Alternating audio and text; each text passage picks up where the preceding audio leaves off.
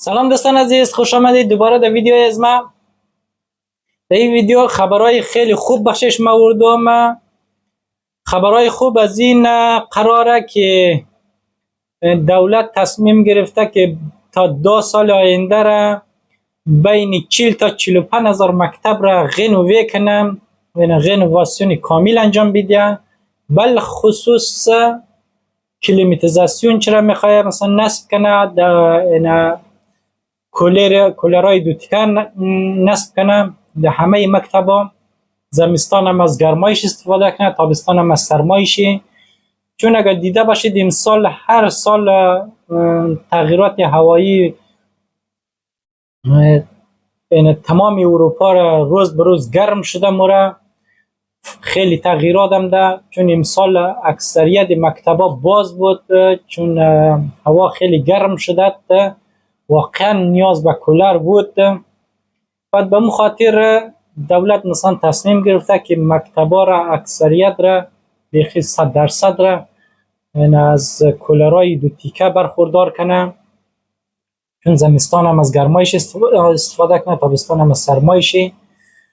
بر علاوه ازو این خبری خوش از این قراره که شما اگر واقعا دنبال از این کارها هستید، میخواید کار کنید، اگر در کارهای رنوواسیون سر در میرید که خیلی عالیه، شرکت خورا کلان کید، برید پروژه دولتی را بگیرید انجام بدید. ولی بخشی کسایی هست که این ویدیو که صفر هم اگر امروز هم اگر شروع کنه، هم میتونه دمی خیال دمی هدف خود برسه. یک چیزی نیه که مثلا یک شعار باشه. اگر شما واقعا امروز شروع کنید، تا 1 سال دیگر میتونید مدرک خود بگیرید. بعد از 1 سال میتونید کار باز کنید. اما کار خود تا 2 سال 3 سال آینده را جا بندازید. حداقل دیگه کار نکنید، اما بخش کلیم برید درسش بخوانید، کلیم یا فخوا هر دوتایش را. اگر دوتایش نتونستید بخوانید، فقط هم کلیماتیزاسیون را بخوانید، هم کولرهای دو تیکه را، چون درخواستی واقعا خیلی زیاد دارم.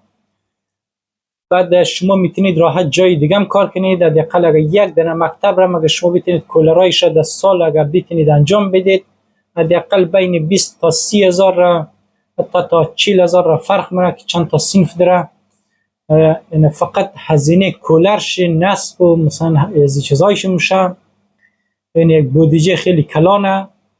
بر علاوه از شما میتونید خیلی سرویس کولر و از چیزا من اونها دوباره در ویدیوهای دیگه بخشش ضبط منم. این ویدیو بود بخش شما درباره از بیشتر درباره مکتب بود که مثلا واقعا کار زیاده. اگر بخواید کار کنید شما بر علاوه شخصی دیگه پروژه دولتی را بگیرید، سیل کنید که در آینده اگر بخواید موفق شنید بخش خود کار سفید کنید. کار سیاه، کار کلک بازی هیچ وقت جایی نمیرسه. ما خود ما مدت 2 سال شده کمدون در فرانسه، 8 سال میشه در کارهای ساختمانی کارم، 6 سال بیشتر 6 سال میشه بخشیخ کارم. هدف موفقیت از ما همی بوده که ما حتی 100 یورو که کار کردم، 100 یورو دکلاریک دم.